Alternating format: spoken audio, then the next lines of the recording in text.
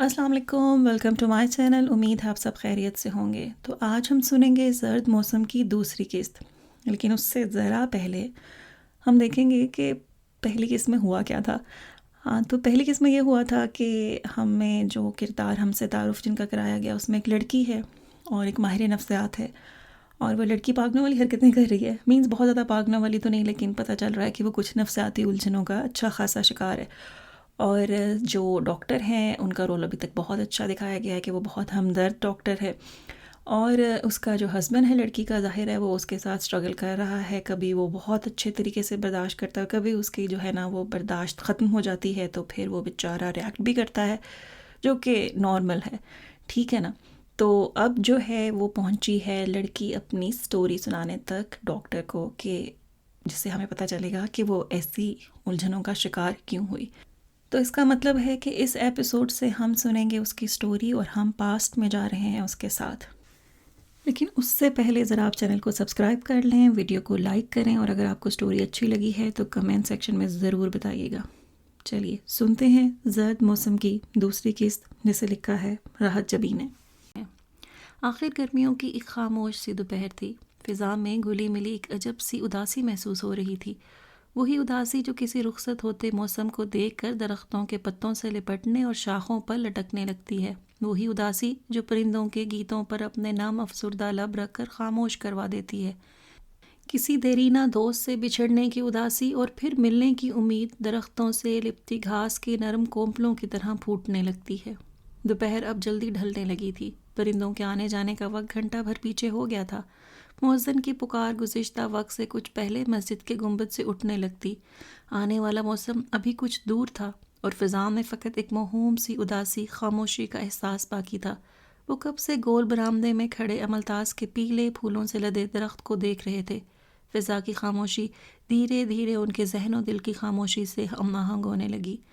عملتاس کے پیلے پھولوں پر سنسان دوپہر کے آخری قدم تھے، اور ان کا اس 5 کمروں والے گھر میں پہلا دن۔ وہ جو کہتی تھی، وقار جب ہم اس گھر میں شفٹ ہوں گے تو سردیوں میں شام کی چائے آتش دان کے پاس پیا کریں گے، اور گرمیوں میں عملتاس کے پیڑوں کے سائے میں گل دوپہری کی کیاری کے پاس۔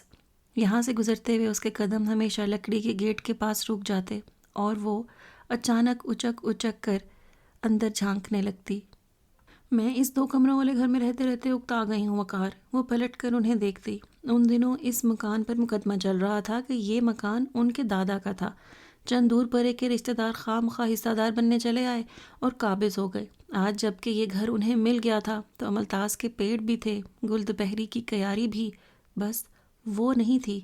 ان کی آنکھوں میں ہلکی ہلکی نمی تیرنے لگی کہ ابھی زخم تازہ ہی تھا۔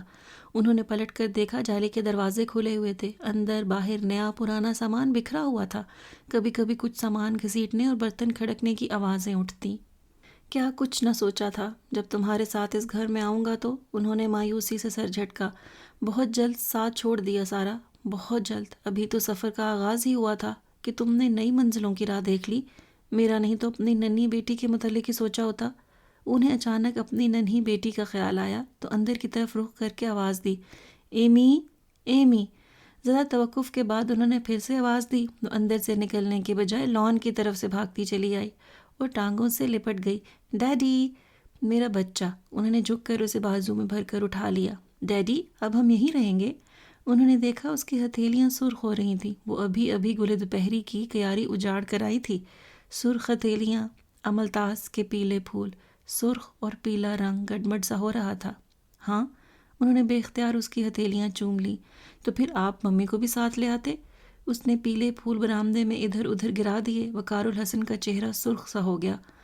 آپ کو نیا گھر کیسا لگا؟ انہوں نے بات بدل دی۔ بہت بڑا ہے۔ ان کے پہلے گھر کی نسبت یہ گھر واقعی بہت بڑا تھا۔ یہاں پھول بھی ہیں اور چڑیاں بھی۔ ہاں، انہوں نے غور سے بیٹی کو دیکھا۔ وہ کچھ اپنی ماں جیسی تھی۔ انہوں نے بے اختیار اس کے گال چوم لیے۔ ڈیڈی، ادھر میرا اسکول نہیں ہے۔ ہم آپ کو نئے اسکول میں داخل کروائیں گے۔ نئے اسکول کی مس کیسی ہوگی؟ بہت اچھی ہوں گی۔ ختیجہ بھی، ختیجہ بھی۔ انہوں نے پلٹ کر آواز لگائی۔ آتی ہوں میاں، اندر کہیں سے آواز آئی۔ اب آپ کپڑے بدلیں، ہاتھ منہ دھوئیں، پھر کھانا کھاتے ہیں۔ ان کے عقب سے خاتون نمودار ہوئیں، عمر کوئی 40-50 کے درمیان، چہرے پر جھریاں نہ ہونے کے برابر۔ سر کے بال بالکل سفید جھاگ جنہیں مہندی لگا کر چھپانے کی کوشش بھی نہ کی گئی تھی۔ کیا ہے وقار میاں، اب کوئی کام بھی کرنے دو، اتنا بکھراوا ہے اور میں اکیلی جان کدھر کدھر دیکھوں۔ ان کی آواز ہلکی سی کرختگی لیے ہوئے تھی اور یہ ان کے بولنے کا قدرتی انداز تھا۔ کھانا تیار ہے خدیجہ بھی؟ مونگ کی دال کی کھچڑی بنائی ہے، ابھی دم پر ہے، اب جلدی میں تو یہی بن سکتا تھا۔ انہوں نے کھسکتا ہوا دوپٹہ کھینچ کر کانوں کے پیچھے اڑسا۔ ہمیں نہیں اچھی لگتی، وہ باپ کے گلے سے لٹکی بسوری۔ خدیجہ بی نے اسے بری طرح گھورا اور چمک کر بولی، ہاں تو مہارانی ہے، مہارانی۔ جاؤ میاں، اپنی شہزادی بیٹی کے لیے کوئی کباب لے آؤ، اس کے حلق سے نہیں اترے گی خالی کھچڑی۔ آپ اس کا منہ ہاتھ دھلوا کر کپڑے بدلے۔ ابھی صبح تو بدلوائے تھے۔ انہوں نے سر پر ہاتھ مار کر اس کے کپڑوں کی خراب حالت دیکھی۔ جاؤ ایمن۔ ایمن نے دونوں بازو خدیجہ کی طرف پھیلائے۔ اتنی بڑی ہو گئی ہو، ہم سے نہیں اٹھائی جاتی۔ وقار الحسن نے اسے نیچے اتار دیا۔ وہ چلتی کودتی خدیجہ بی کے آگے آگے اندر چلی گئی۔ آپ ممی کو بھی ساتھ لے آتے، کاش یہ میرے اختیار میں ہوتا۔ انہوں نے مایوسی سے سر جھٹکا اور باہر کی سمت چل دی۔ انہیں ایمن کے لیے برگر یا کباب لے کر آنا تھا۔ سارہ کی وفات کے بعد زندگی کتنی مشکل ہو گئی تھی، ہر چیز بکھری ہوئی۔ ایمن بہت ضدی ہو گئی تھی، نہ کوئی اسے دیکھنے والا تھا، نہ وقار الحسن کا خیال رکھنے والا۔ خدیجہ بھی اپنی سی کوششیں کرتی، مگر اس بڑے گھر میں آ کر وہ خود بھی جھنجھلائی پھرتی۔ یہاں ایمن جیسی ضدی اور شریر بچی کو ڈھونڈنا مشکل ہو جاتا۔ وہ کوئی نہ کوئی ہنگامہ کر کے گھر کے کسی نہ کسی کونے میں جا چھپتی اور وہ اس کے پیچھے ہلکان ہوتی رہتی۔ پچھلے 1 سال میں ماں کی وفات کے بعد ایمن نے انہیں اور وقار الحسن کو صحیح معنوں میں ناک چنے چبوائے تھے۔ وقار کے دفتر جانے کے بعد خدیجہ بی کو کئی جتن کر کے اسے اسکول کے لیے تیار کرنا پڑتا۔ وہ ناشتہ اٹھا کر پھینک دیتی کہ ممی کے ہاتھ سے کروں گی۔ یونیفارم لے جا کر نل کے نیچے رکھ کر نل کھول دیتی۔ خدیجہ بی کے بال نوچتی، دوپٹہ پھاڑ دیتی۔ وہ بیچاری روحانسی ہو جاتی۔ وقار میاں، یہ بچی ہم سے نہیں سنبھلتی۔ خود وقار کہاں سکون میں تھے۔ اس اکلوتی بیٹی کے سارہ نے بہت ناز اٹھائے تھے۔ وہ ناشتہ تک ماں کے ہاتھ سے کرتی تھی۔ اب ساری رات روتی، مجھے ممی کے ساتھ سونا ہے، مجھے ممی لا کر دیں۔ ساری رات اسے کندھے سے لگائے صحن میں چکراتے ہوئے وہ خود بھی رو دیتے۔ کن مشکلوں سے وہ سنبھلی تھی اور اسکول جانے لگی تھی، مگر ہر روز گھر میں آ کر ہر کمرے میں جھانکتی، ممی نہیں آئیں۔ اب گھر بدل کیا تھا، یہاں اس کی دلچسپی کے لیے بہت کچھ تھا۔ درخت، پھول، درختوں کی کھو میں خرگوشوں کے بچے، بھاگتی دوڑتی گلہریاں، درختوں کی شاخوں میں چھپی چڑیاں اور ان کے گھونسلے۔ وہ سارا دن اپنی ہی سرگرمیوں میں مگن رہتی اور خدیجہ بھی اس کے پیچھے ہلکان رہتی۔ ارے بیٹیا، کبھی تو ٹک کر گھر کے اندر بھی رہا کرو، میں کہاں ان جھاڑ جھنکاڑوں میں تمہیں ڈھونڈتی پھروں۔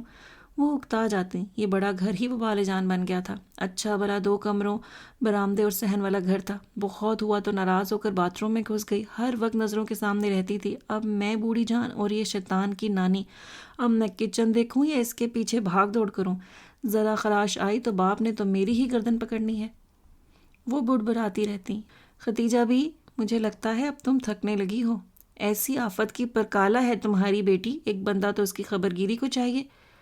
ہے کہاں، وہ ابھی دفتر سے تھکے ہارے لوٹے تھے۔ نوکری زیادہ اچھی نہ تھی، نہ ہی تنخواہ کچھ خاص تھی، مگر کام بے تحاشا، بس گزارا ہو رہا تھا۔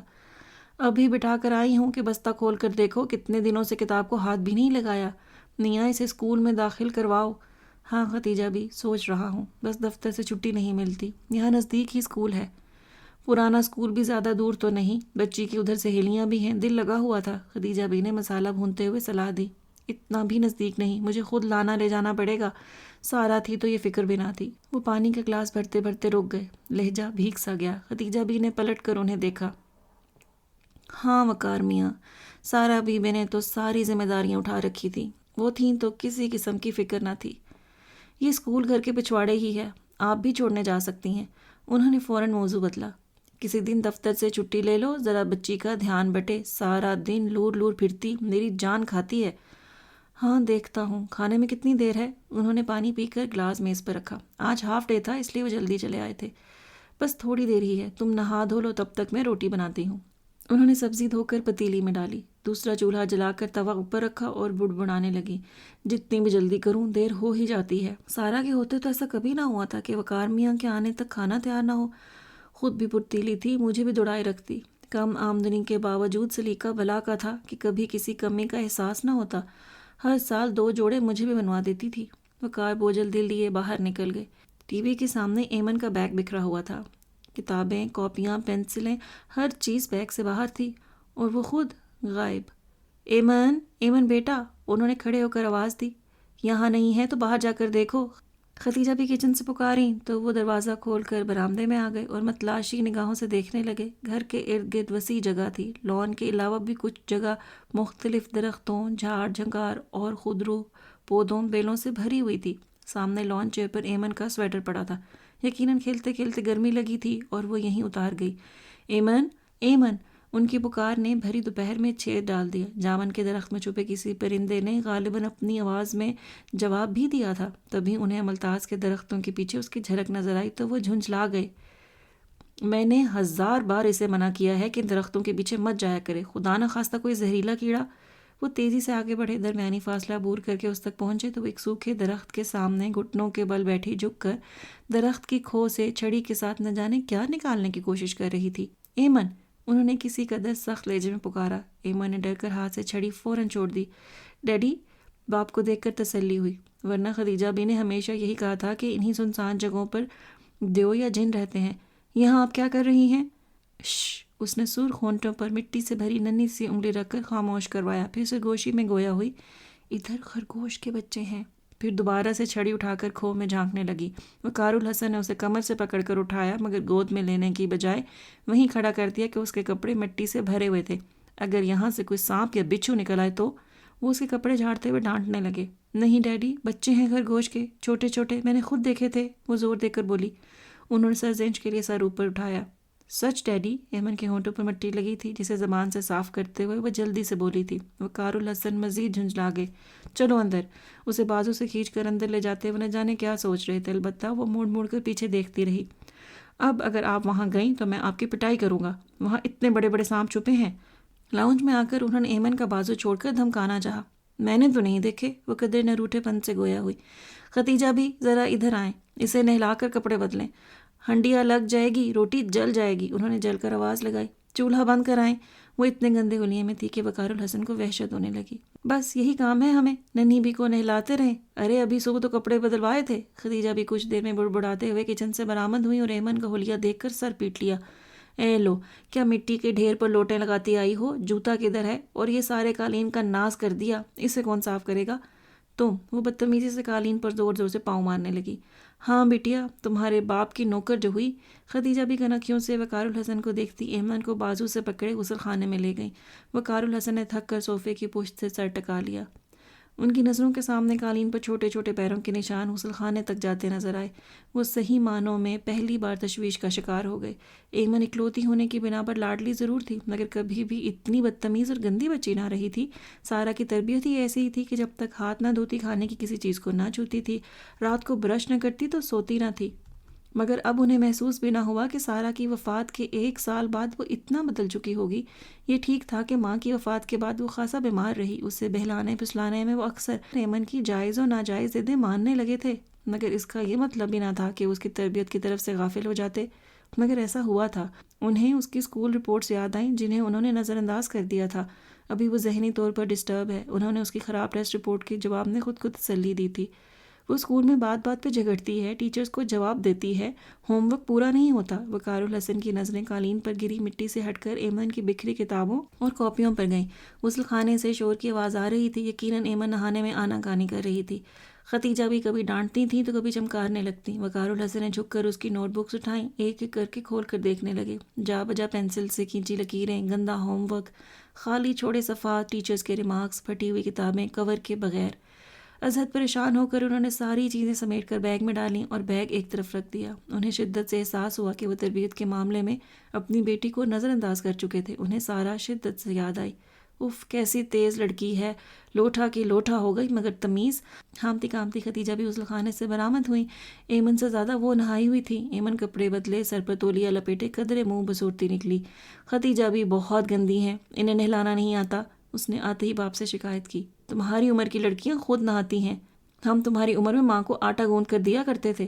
ختیجہ بھی، آپ کھانا لگا دیں، وہ آہستگی سے بولے۔ وقار الحسن اگلے ہی دن دفتر سے چھٹی لے کر ایمن کے ساتھ اسکول آ گئے۔ پرائیویٹ اسکول تھا، بہت بڑا اور شاندار، فیس بھی ٹھیک ٹھاک تھی۔ وقار الحسن کا خیال تھا کہ جیسے بھی ہو ایمی کا ایڈمیشن یہیں ہو جائے۔ اسکول کا ماحول بہت اچھا تھا، ان کا خیال تھا کہ ان کی بیٹی ہم مینرز تو ضرور سیکھ لے گی۔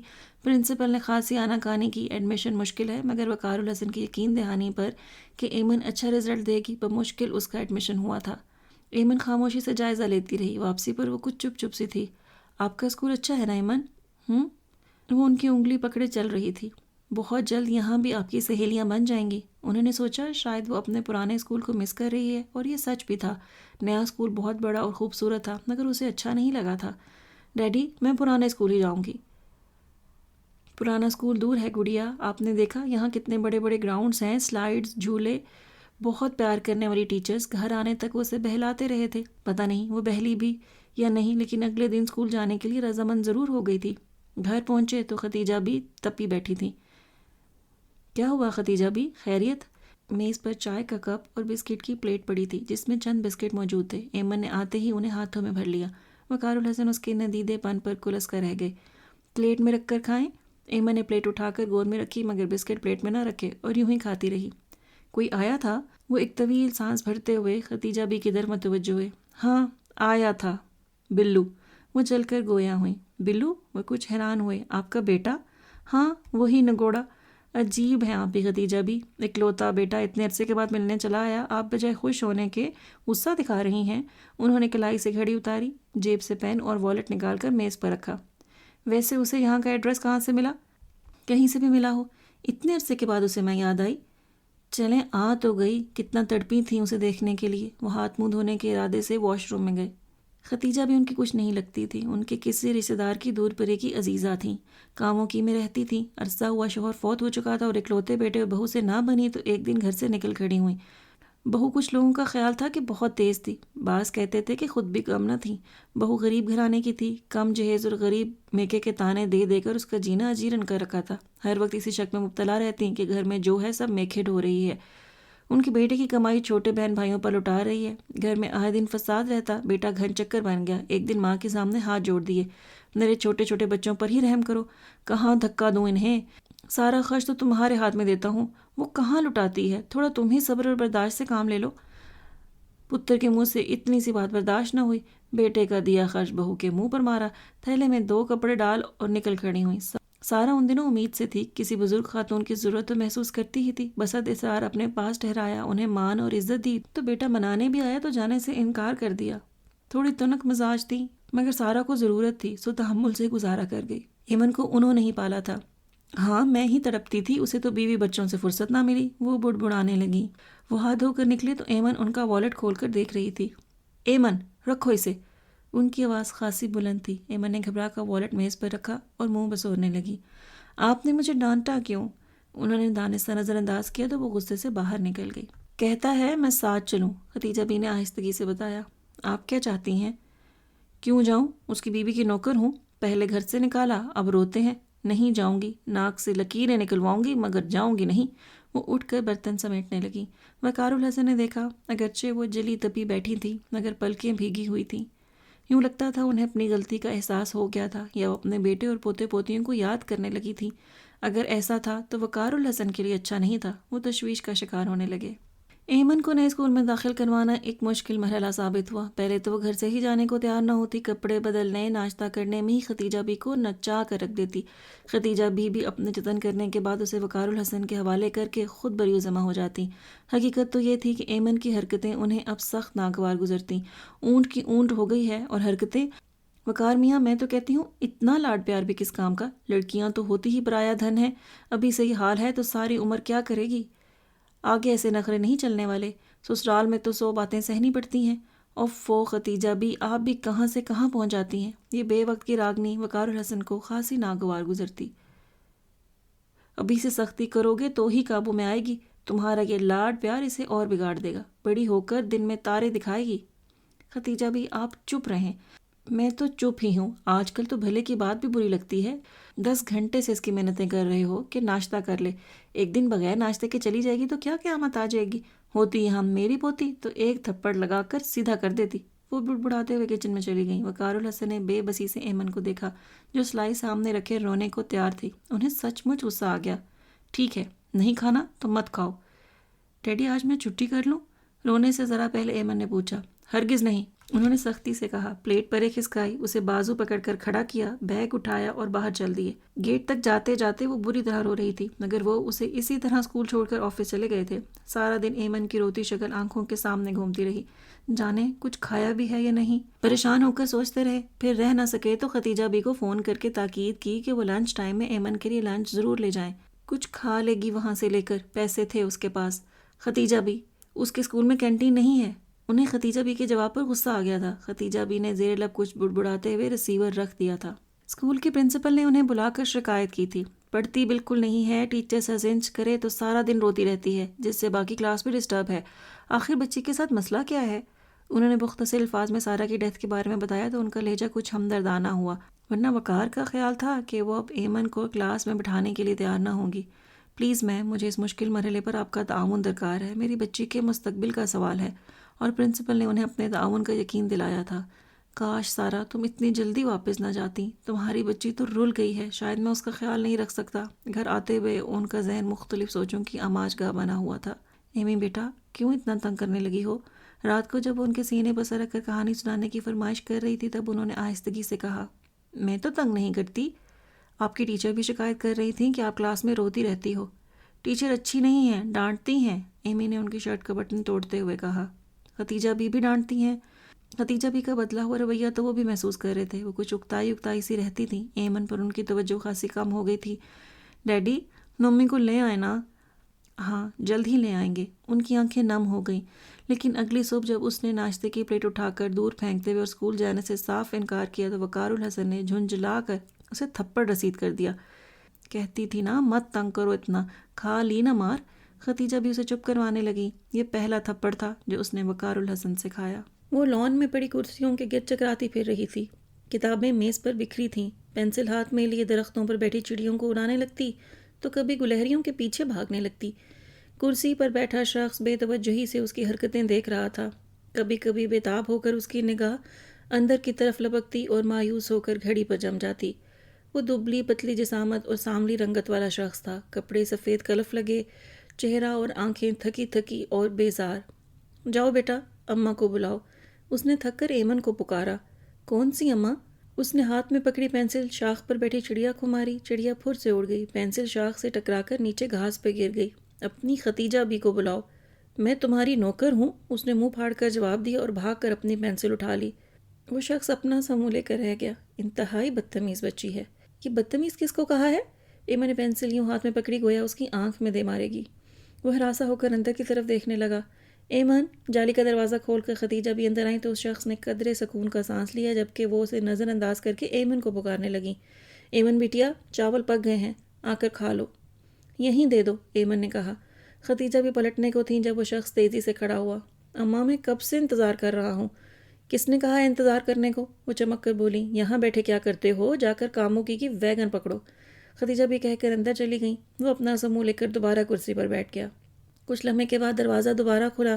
ختیجہ بھی آئیں تو ہاتھ میں چاولوں کی 2 پلیٹیں تھیں، ایک انہوں نے بیٹے کو دی۔ لو، کھا لو۔ مجھے بھوک نہیں ہے۔ مرضی تمہاری، رکھائی سے کہہ کر وہ ایمن کو پکارنے لگی۔ اماں، کیوں اتنی کٹھور ہو گئی ہو؟ سن بلو، اب یاد آئی ہے تجھے ماں کی؟ کیوں اس کلموہی نے تعویذ پلانے بند کر دیے ہیں؟ وہ چمک کر گویا ہوئیں۔ میں بہت بار آیا تھا، تم نے ہر بار دھتکار دیا، کتنے جتن کیے تھے تمہیں واپس لے جانے کے لیے، مگر تم پتھر بن گئی تھیں۔ تھک کر غصہ ہو کر بیٹھ گیا کہ جب ماں کو پرواہ نہیں تو میں کیا کروں، پر وہ کلموہی پیچھے پڑی رہتی ہے کہ اماں کو لے آؤ، زمانہ باتیں کرتا ہے۔ وہ دل گرفتہ لہجے میں کہہ گیا۔ اسے میری پرواہ تھوڑی ہے، پرواہ تو زمانے کی ہے، لوگوں کی باتوں کی ہے۔ ارے ایمن، اب آ بھی جاؤ، چاول ٹھنڈے ہو رہے ہیں۔ ایمن سنی انسنی کیے گلہری کے پیچھے بھاگتی رہی۔ اچھا چھوڑ ان باتوں کو، گھر چل۔ بلو سلح جو لہجے میں گویا ہوا۔ نکالا کیوں تھا؟ وہی مرغے کی ایک ٹانگ۔ کس نے نکالا تھا؟ تم تو خود ہی۔ وہ جھنجھلا گیا۔ ہاں، میں تو پاگل تھی جو اپنا گھر چھوڑ چھاڑ سب کچھ اس کے سپرد کر کے یوں دوسروں کے در پر آ پڑی۔ انہوں نے چاولوں کی پلیٹ میز پر پٹکی اور پلو منہ پر رکھ کر رونے لگیں۔ سب نے کہا تھا کہ ماں کو اس کی غلطیاں یاد نہ کروانا، عمر کے اس حصے میں وہ غلطی نہیں مانے گی۔ اچھا ماں، ہماری ہی غلطی تھی، ہاتھ جوڑ کر معافی مانگتا ہوں، اب تو معاف کر دو۔ ختیجہ بی نے دوپٹے کی آڑ میں کنکھیوں سے اسے دیکھا۔ وہ ہاتھ جوڑے سراپا التجا بنا بیٹھا تھا۔ اتنے سالوں کی دوری رنگ لائے کہ دل پسیج گیا۔ دوپٹے سے آنکھیں صاف کیں، خاموشی سے اٹھ کر ایمن تک گئیں، اسے بازو سے پکڑ کر کھینچ لائیں۔ وہ مچلتی رہی۔ ختیجہ بھی، میں نے ابھی نہیں کھانے۔ اسے گود میں دبوچ کر بیٹھ گئی اور زبردستی منہ میں نوالا ٹھونسا۔ ابھی تمہارا باپ آ جائے گا، اس دن والا تھپڑ یاد ہے نا؟ چپ چاپ کھا لو، صبح سے یوں ہی بھوکی پھر رہی ہو۔ اسے پیار سے ڈانٹ کر چمکار کر زبردستی کھلا رہی تھی۔ بلو کے اندر شکوہ سے جنم لینے لگا۔ یہ محبت اس کے بچوں کا نصیب تو کبھی نہ ہوئی، مگر خاموشی سے دیکھتا رہا۔ پھر اماں کیا سوچا تم نے؟ سوچ لوں گی، جلدی کاہے کی ہے؟ انہوں نے ایمن کا منہ صاف کیا۔ اب بیوی بن گئی ہے اس گھر کی ملکہ، سب کچھ اس کے ہاتھ میں جو آ گیا ہے، اب لے چلو مجھے اس کی اور اس کے بچوں کی نوکرانی بنا کر۔ بلو کا چہرہ سرخ ہو گیا۔ مسئلہ وہیں کا وہیں تھا، مگر اس نے بھی سوچ لیا تھا ساس بہو خود ہی ایک دوسرے سے نمٹتی رہیں، وہ کچھ نہ بولے گا۔ اچھا اماں تم سوچ لو، میں پھر آ جاؤں گا، بچے بھی تمہیں بہت یاد کرتے ہیں۔ وہ بجھ سا گیا۔ چھوٹا کیسا ہے اعظم؟ ان کے لہجے میں ایک دم بےتابی جھلکی۔ اچھا ہے اماں، اسکول جانے لگا ہے۔ وہ کھڑا ہو گیا۔ چاولوں کی پلیٹ جوں کی توں رکھی تھی۔ اسکول جانے لگا ہے؟ اتنا بڑا ہو گیا؟ ان کے لہجے میں حسرت جاگی۔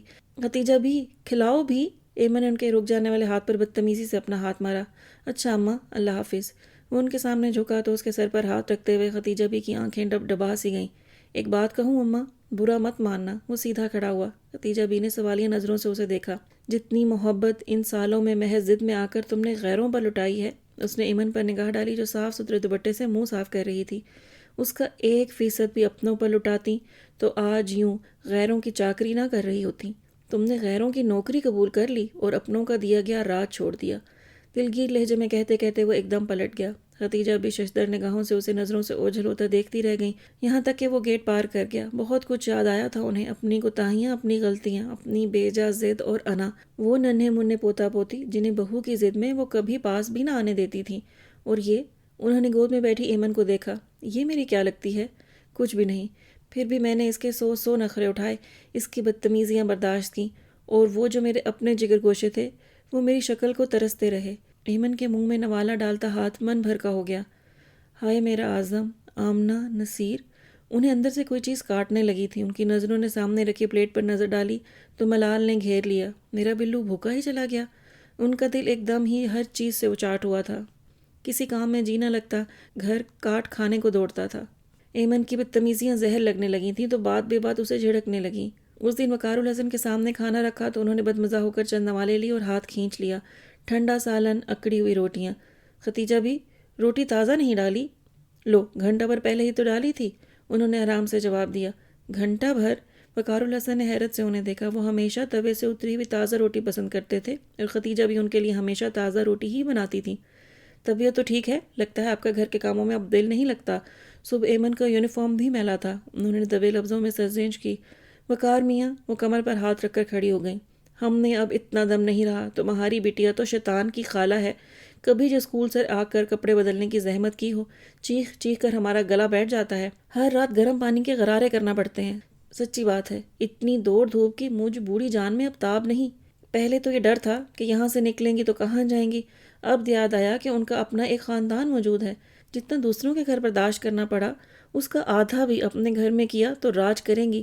یہ خیال آتے ہی لب و لہجہ بھی بدل گیا تھا۔ وقار الحسن نے الجھ کر ان کے بدلے بدلے تیور دیکھے، مگر خاموش ہو گئے۔ بہرحال اس سب کے باوجود انہیں ختیجہ بی کی ضرورت تھی۔ دوپہر کا کھانا کھا کر ختیجہ بی نے ایمن کو سلانے کی کوشش کی، پھر خود تو اونگ گئی لیکن وہ ٹکر ٹکر چھت کو دیکھتی رہی۔ پھر گردن موڑ کر ختیجہ بی کو دیکھا، وہ ہلکے ہلکے خراٹے لے رہی تھیں۔ ایمن آہستگی سے اٹھی اور ننگے پاؤں باہر نکل آئی۔ لاؤنج، برآمدہ اور لان عبور کر کے اس کا رخ املتاس کے پیڑ کے عقب میں اس درخت کی طرف تھا جہاں کل اس نے چڑیا کا گھونسلہ دیکھا تھا۔ وہ دیکھنا چاہتی تھی کہ اس گھونسلے میں انڈے ہیں یا نہیں۔ خشک پتوں، ٹوٹی بکھری شاخوں کو پھلانگتی وہ اس درخت کے عین نیچے پہنچ گئی۔ گھونسلہ موجود تھا مگر اس کی دسترس سے دور۔ ایمن کی آنکھوں میں مایوسی تیر گئی۔ وہ چاہتی تب بھی درخت پر نہ چڑھ سکتی تھی۔ میں ابھی چھوٹی ہوں۔ اس نے اونچے درخت کو دیکھا اور متلاشی نگاہوں سے ادھر ادھر کچھ ڈھونڈنے لگی، اور پھر اسے ایک پتلا لمبا ڈنڈا مل گیا۔ اب آئے گا مزہ۔ ڈنڈا اٹھا کر ہاتھوں میں تولا اور زور زور سے اس شاخ پر مارنے لگی جس پر گھونسلہ تھا۔ اسے یہ خبر نہ تھی کہ گھونسلے سے ذرا پیچھے شہد کی مکھیوں کا چھتا بھی موجود تھا۔ ڈنڈا گھونسلے کے کنارے کو چھو کر سیدھا چھتے سے ٹکرایا۔ اس کو کچھ خبر نہ ہوئی، بس اس نے ایک سیاہ چادر کو اپنی طرف لپکتے دیکھا۔ خوف سے اس کی آنکھیں پھیلی، ڈنڈا ہاتھ سے چھوٹا اور وہ بکٹر چیختی چلاتی اندر کی طرف لپکی۔ مکھیوں نے اس کا پیچھا نہیں چھوڑا تھا۔ بھری دوپہر میں اس کی دل دوست چیخوں نے ختیجہ بی کو کچی نیند میں دہلا کر رکھ دیا تھا۔ ڈیڈی، اس کی ہلکی سی آواز پر وہ تیزی سے اس پر جھکے۔ آج پورے 3 دن کے بعد اس کے بخار کا زور ٹوٹا تھا۔ سوجن بدستور تھی مگر درد نہیں تھا۔ نیم بے ہوشی کے عالم میں وہ چیختی چلاتی رہی تھی۔ یہ 3 دن وقار الحسن نے اس کے سرحانے ہی گزارے تھے۔ اس دن جب وہ دفتر سے گھر لوٹے تو خالی گھر بھائیں بھائیں کر رہا تھا۔ وہ گھبرا کر گھر سے باہر نکل آئے۔ تب ان کے پڑوسی نے بتایا تھا کہ ختیجہ بھی ہفتہ خیزاں بری طرح گھائل ایمن کو لے کر ان کے گھر آئی تھیں۔ اسی وقت وہ انہیں ہسپتال لے گئے تھے۔ اپنے بیٹے کو وہاں چھوڑ کر اب وقار الحسن کو اطلاع دینے کے لیے واپس آئے تھے۔ آپ اس کا خیال نہیں رکھ سکتی تھیں؟ ایمن کی حالت دیکھ کر وہ ختیجہ بھی پر ہی الٹ پڑے۔ میں کہاں اس کے پیچھے بھاگی پھروں؟ خود سنبھالو اپنی ذمہ داری۔ مجھے معاف کرو، یہ لڑکی اب میرے ہاتھ نہیں آتی۔ وہ پہلے ہی گھبرائی ہوئی تھی، کانوں کو ہاتھ لگانے لگی۔ ڈیڈی پانی، وہ بڑبڑائی۔ وقار الحسن اسے گود میں لے کر پانی پلانے لگے۔ اس نے چند گھونٹ لے کر سر ان کے بازو پر ٹکا دیا۔ اب درد تو نہیں ہوتا؟ ایمن نے نفی میں سر ہلایا اور بمشکل اپنی سوجی ہوئی آنکھیں کھولنے کی کوشش کی۔ ڈیڈی؟ جی چندا؟ میری آنکھیں نہیں کھلتی۔ کھل جائیں گی بیٹا، ابھی سوجن ہے نا۔ ڈیڈی ممی نہیں آئی؟ اس نے پھر پوچھا۔ وقار الحسن چپ سے ہو گئے۔ نیم بے ہوشی کے عالم میں وہ کئی بار ماں کو پکار چکی تھی۔ وہ جلد آ جائیں گی۔ ان کو بتائیں مجھے مکھیوں نے بہت زور سے کاٹا ہے۔ ایمن کی آواز بھر آ گئی۔ میری جان وہ جلد آ جائیں گی، انہوں نے تسلی دینا چاہی۔ ڈیڈی فاطمہ کہتی ہے جو مر جائیں وہ واپس نہیں آتے۔ گڑیا آپ کو بھوک لگی ہوگی، انہوں نے بات بدلی۔ بہت لگی ہے۔ انہوں نے ختیجہ بھی کو آواز دے کر کچھ لانے کے لیے کہا۔ وہ کسٹرڈ لے آئیں اور پاس بٹھا کر کھلانے لگیں۔ ہماری بیٹیا جلد ٹھیک ہو جائے گی۔ ایمن کسٹرڈ کھانے لگی اور کھاتے کھاتے اچانک اس نے وہی سوال ختیجہ بھی سے کر دیا۔ ختیجہ بھی، جو لوگ اللہ میاں کے پاس چلے جائیں وہ واپس نہیں آتے؟ ہاں بیٹیا رانی، وہ لوگ کبھی واپس نہیں آتے۔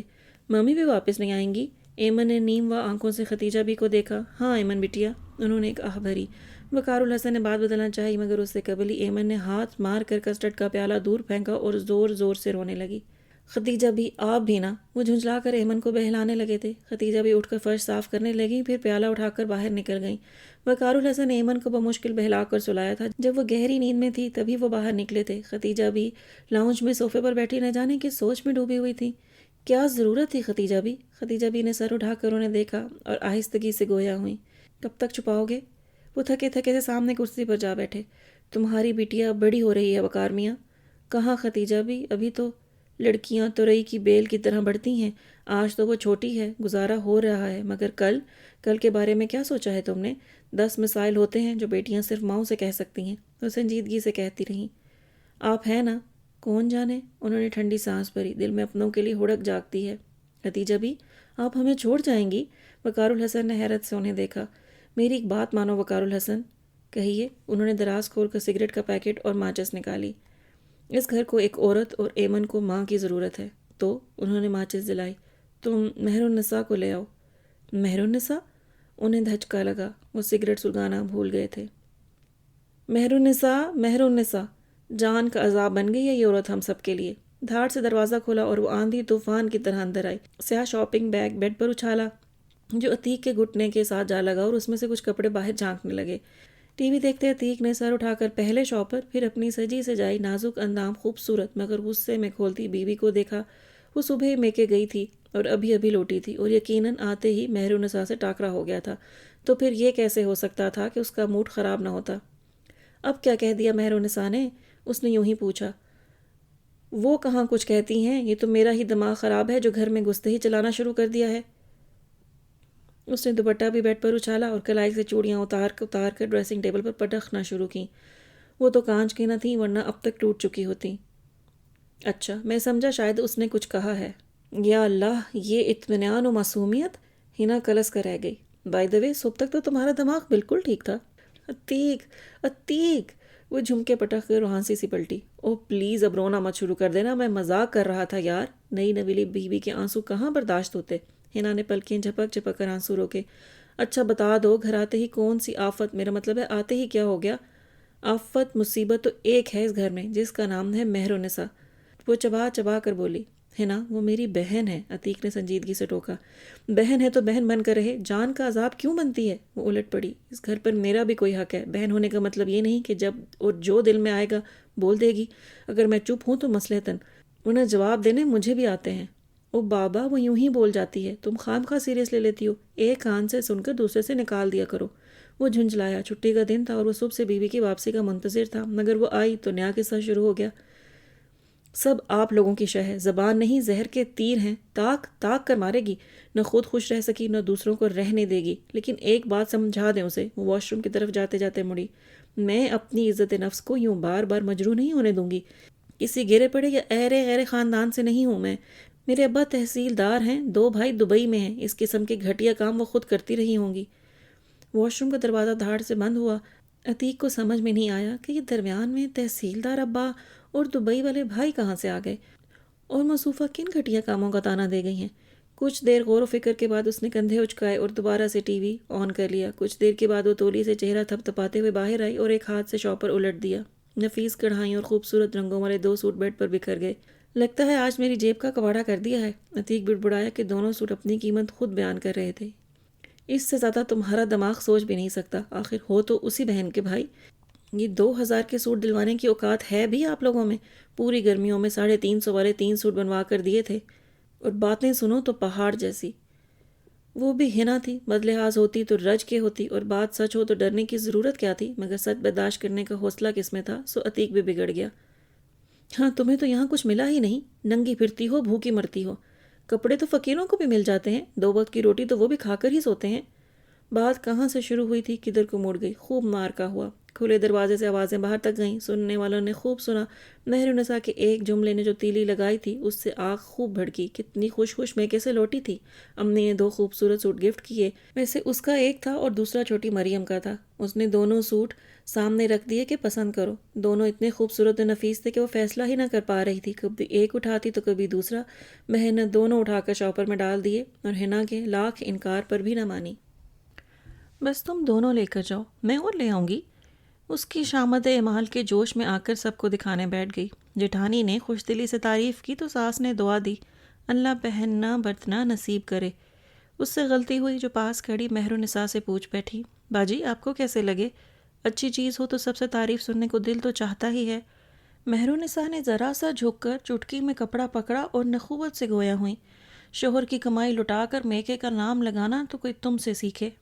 مہرالنساء سے اس سے کم جملے کی امید بھی کیا کی جا سکتی تھی۔ سب بھونچ کر رہ گئے۔ ہنا کے چہرے کا رنگ بدل گیا، خود پر ضبط کرتے ہوئے کپڑے شاپر میں ڈالے اور اپنے بیڈ روم میں چلی آئی، اور پھر شوہر پر برس پڑی۔ مہرالنساء کا جملہ کہیں درمیان میں رہ گیا، بس وہ آپس میں الجھتے رہے۔ وہ روتی دھوتی واک آؤٹ کر گئی، دروازے سے نکلنے لگی تو دروازے کے ساتھ لگی مومل سے ٹکرا گئی۔ غصہ کچھ اور بڑھ گیا، نہ جانے کب سے کھڑی سن رہی تھی، اب ساری رپورٹ جا کر ماں کو دے گی۔ ایک جھٹکے سے اسے پیچھے ہٹا کر وہ اسٹور میں جا گھسی۔ یہ اس گھر کا واحد حصہ تھا جہاں وہ اطمینان کے ساتھ بیٹھ کے رو بھی سکتی تھی اور ہر قسم کی گالیاں دے کر دل کا بوجھ بھی ہلکا کر سکتی تھی۔ اماں جی نے سلام پھیر کر بیٹی کو دیکھا جو بیڈ پر پڑے دھلے ہوئے کپڑوں کو جھٹک جھٹک کر تہہ لگا رہی تھی۔ سفید چہرے پر پڑتی لکیریں عمر کا پتہ دیتی تھیں، ماتھے پر پڑی مستقل تیوریاں چہرے کی پختگی اور سختی میں مزید اضافہ کر رہی تھیں۔ انہوں نے ایک آہ بھری اور دعا کے لیے ہاتھ اٹھا دیے۔ جب سے وہ ہنا کو بیاہ کر لائی تھیں، ان کی دعاؤں کا مرکز مہرالنساء کی ذات بن چکی تھی۔ اس کا مستقبل انہیں دہلائے رکھتا۔ بیٹی کی تنک مزاجی و تلخ نوائی سے بھی اچھی طرح واقف تھیں۔ بیٹے سعادت مند تھے، ابھی تک چپ تھے، برداشت کر رہے تھے، مگر کب تک؟ مہرالنساء کی زبان دن بدن مزید تلخ ہوتی جا رہی تھی، ہر مصلحت کو بالائے طاق رکھ کر سامنے والے کو چیر پھاڑ کر رکھ دیتی۔ بڑی بہو آمنہ قدرے متحمل مزاج تھی، اس کے تانوں کے جواب میں خاموش رہتی یا ایک کان سے سن کر دوسرے سے نکال دیتی، سو گزارا ہوتا رہا۔ مگر ہنا میں برداشت کم تھی، اور غلط بات پر تو وہ بھڑک کی اٹھتی۔ گھر میں روز مار کے ہونے لگے تھے، لوگوں کو باتیں بنانے کا موقع مل رہا تھا۔ آمنہ کی اولاد بھی سمجھدار ہو رہی تھی، ماں سے ہوتی زیادتی دیکھتی تو ماں کی جگہ خود جواب دینے کھڑی ہو جاتی۔ بیٹے خاموش تھے، مگر اچھی طرح محسوس کرتے تھے کہ مہرالنساء زیادتی کر جاتی ہے۔ اماں جی بیٹی کی خاطر بیٹوں کا گھر برباد نہ کر سکتی تھیں، مگر مجبور تھیں، بیٹی کو کہاں دھکا دیتی۔ تقدیر نے ایک بار نہیں 2 بار دھوکہ دیا تھا۔ لاشعوری طور پر بھابھیوں کو ہنستے مسکراتے شوہروں کے ساتھ خوشگپیاں کرتی دیکھتی تو مہرالنساء کو آگ سی لگ جاتی، پھر کچھ نہ کچھ تلخ کہے بغیر نہ رہ سکتی تھی۔ انہوں نے اپنی طویل دعا ختم کی، پھر جائے نماز لپیٹ کر پلنگ پر آ بیٹھیں۔ مہرالنساء ابھی تک کپڑوں میں الجھی ہوئی تھی۔ وہ کچھ دیر خاموشی سے اسے دیکھتی رہیں، پھر آہستگی سے گویا ہوئیں۔ کتنی بار کہا ہے مہرو، بھابھیوں کے معاملات میں دخل اندازی مت کیا کرو۔ مہرالنساء نے کپڑے کو زور سے جھٹکا اور تنک کر بولی، میں نے کون سی دخل اندازی کر دی ان راج کماریوں کے معاملات میں؟ کیا ضرورت ہے ہنا سے یہ کہنے کی کہ ہاں تو کیا جھوٹ بولا تھا؟ مجھے نہیں پتا میرے بھائیوں کی کمائی کیسے لٹائی جا رہی ہے، آپ نے تو آنکھیں بند کر رکھی ہیں اماں جی۔ تمہارے بھائی ان کے شوہر ہوتے ہیں میری بچی، یہ ان کا اور ان کے شوہروں کا معاملہ ہے، تم خام خواہ ان کے معاملے میں مت بولا کرو، انہوں نے رسان سے سمجھایا۔ ہاں اب میرا بولنا خام خواہ ہے، وہ جو مرضی کہتی رہیں، کل کی شتونگڑیاں آ گئی ہیں ہم پر حکم چلانے، منہ نہ توڑ دوں میں ان کا، یہ میرے بھی باپ کا گھر ہے اماں جی، حصہ بنتا ہے میرا بھی، وہ فراٹے سے بولتی گئی۔ اماں جی نے تعصب سے اسے دیکھا۔ رہنا تو انہی بھابھی اور بھائیوں کے ساتھ ہے، پھر خام خواہ بگاڑ کا فائدہ؟ کوئی اور ٹھکانہ تو ہے نہیں، جو یہاں سے بگاڑو گی تو وہاں جا بسو گی، تھوڑا تحمل، برداشت، زبان پر ذرا سا کنٹرول بنا کر رکھو گی تو دن اچھے گزر جائیں گے۔ شکر کرو بھائی اچھے ہیں، بھابیاں بھی بری نہیں، عزت کرو گی تو ہی عزت ملے گی۔ یہی ہے نا تھی، باجی باجی کہتے منہ نہ سوکھتا تھا، مگر تم نے خود ہی اسے اپنے خلاف کر لیا۔ اگر ہاں ہاں بری تو صرف میں ہی ہوں۔ اس نے ہاتھ مار کر سارے تہہ کیے ہوئے کپڑے ادھر ادھر پھینک دیے اور بھپک بھپک کر رونے لگی۔ بھابیاں آ جائیں تو بھائیوں کو چاہیے ماں بہنوں کو گولی مار دیں۔ میرا کوئی گھر نہیں، کوئی ٹھکانہ نہیں، میرا گھر برباد ہوا تو کیا یہ میرا قصور ہے؟ کسی سے کیا کہوں جب اپنی ماں ہی تانے دینے پر اتر آئی ہے۔ اوفو، اسے یوں روتا دیکھ کر اماں جی پسیج گئیں۔ میرا یہ مطلب تھوڑی تھا۔ چپ کرو مہرالنساء، کوئی کیا کہے گا، اتنی رات کو کیوں رو رہی ہو؟ رونا تو میرے نصیبوں میں لکھا ہے۔ تبھی ایک 9 عمر لڑکا اندر داخل ہوا، اس کے ہاتھ میں کتاب تھی، وہ مہرالنساء کو روتے دیکھ کر کچھ چپ سا ہو گیا۔ کیا ہوا، رو کیوں رہی ہیں؟ اس نے مہرالنساء کے کندھے پر ہاتھ رکھتے ہوئے پریشانی سے پوچھا تھا۔ دفع ہو یہاں سے، مہرالنساء نے سختی سے اس کا ہاتھ جھٹکا اور اٹھ کر باہر چلی گئیں۔ پھر صحن میں بیٹھ کر بہت دیر تک روتی رہی۔ یا اللہ میرے نصیب اتنے کالے کیوں ہیں؟ گھر میں سب موجود تھے مگر کوئی چپ کروانے نہ آیا، حتیٰ کہ اماں جی بھی نہیں۔ سب جانتے تھے اس وقت قریب جانا اپنی بے عزتی کروانا ہے۔ بالآخر رو دھو کر خود ہی خاموش ہو گئی۔ اللہ سے شکوے کرنے کی عادت سی ہو گئی تھی، سو کرتی رہی۔ تھوڑی دیر کے بعد اس نے تھک کر سر دیوار سے ٹکا دیا۔ پورا صحن چاندنی میں نہایا ہوا تھا۔ سامنے دیوار پر بلی اپنی چمکتی آنکھوں سے اسے گھور رہی تھی۔ کبھی اس کی زندگی بھی اس اجلی چاندنی کی طرح تھی۔ کتنا تھوڑا عرصہ تھا جو اس نے اپنے شوہر کی سنگت میں گزارا۔ بچے کی پیدائش کے فوراً بعد شوہر کی وفات ہوئی تو ساس نے کہا منحوس میرے بیٹے کو کھا گئی۔ وہ سسرال سے یہاں آ گئی، وہاں رہنا اب ناممکن ہو گیا تھا۔ تھوڑی دیر بعد عتیق باہر آیا اور بنا اس کی طرف دیکھے اسٹور کی طرف بڑھ گیا۔ غصہ پھر سے اسے اپنی لپیٹ میں لینے لگا۔ تھوڑی دیر کے بعد وہ دونوں باہر آئے۔ روٹھی ہوئی بیوی کا بازو اس کے ہاتھ میں تھا۔ وہ خفا خفا سے بیڈ روم میں جانے لگی مگر عتیق اسے کھینچ کر کچن میں لے گیا۔ تھوڑی دیر کے بعد اندر سے برتنوں کی کھٹ پٹ کے ساتھ ہنا کی ہنسی کی آواز ابھرنے لگی۔ سامنے والے بیڈ روم سے ٹی وی چلنے اور بچوں کے بولنے کی مسلسل آوازیں آ رہی تھیں۔ غصہ اس کے اندر ابلنے لگا۔ بس میں ہی تنہا ہوں۔ اسے اپنی بے چارگی پر ترس آیا۔ اس نے یہ نہیں سوچا کہ تنہا رہ جانے میں خود اس کا اپنا کتنا ہاتھ ہے۔ آپ کو مہرالنساء کہاں سے یاد آ گئی؟ وہ سنبھل کر گویا ہوئے اور سگریٹ سلگانے لگے۔ جب سے سارا گئی ہے مجھے تو اکثر ہی یاد آتی ہے۔ ختیجہ بھی آہستگی سے گویا ہوئیں۔ کبھی کبھی تو مجھے لگتا ہے سارا کو مہرالنساء کی آہ کھا گئی ہے۔ انہوں نے چونک کر ختیجہ بھی کو دیکھا، پھر سحر خند لہجے میں بولے، اس جیسی عورت سوائے بد دعائیں دینے کے اور کر بھی کیا سکتی ہے؟ مجبور عورت، بے بس عورت، ختیجہ بھی نے گویا تصحیح کی۔ مہرالنساء اور مجبور؟ وقار الحسن نے سگریٹ کی راکھ جھاڑی۔ ختیجہ بھی، وہ عورت مجبور ہوتی نہ تھی، مجبور کر دیتی تھی۔ آپ کو اس کے بارے میں کچھ نہیں پتا، آپ اس کے بارے میں کچھ بھی نہیں جانتی۔ حقیقت تو یہ ہے کہ اس عورت نے میری زندگی برباد کر کے رکھ دی تھی، دن رات کا چین چھین لیا تھا۔ اس کی شکی طبیعت نے ہی مجھے سارا کی طرف مائل کیا تھا۔ ٹھیک ہے میاں، سنا ہم نے بھی بہت کچھ ہے، انصاف تم نے بھی نہ کیا، ڈری ہوئی عورت یوں ہی بدزبان ہو جاتی ہے۔ اچھا تو میرے ساتھ کیا انصاف ہوا تھا؟ ان کا لہجہ تھکا تھکا سا تھا۔ اب ان باتوں کا فائدہ ہی کیا؟ صرف اس کی غلطیاں دیکھو گے تو کبھی درست فیصلہ نہ کر سکو گے۔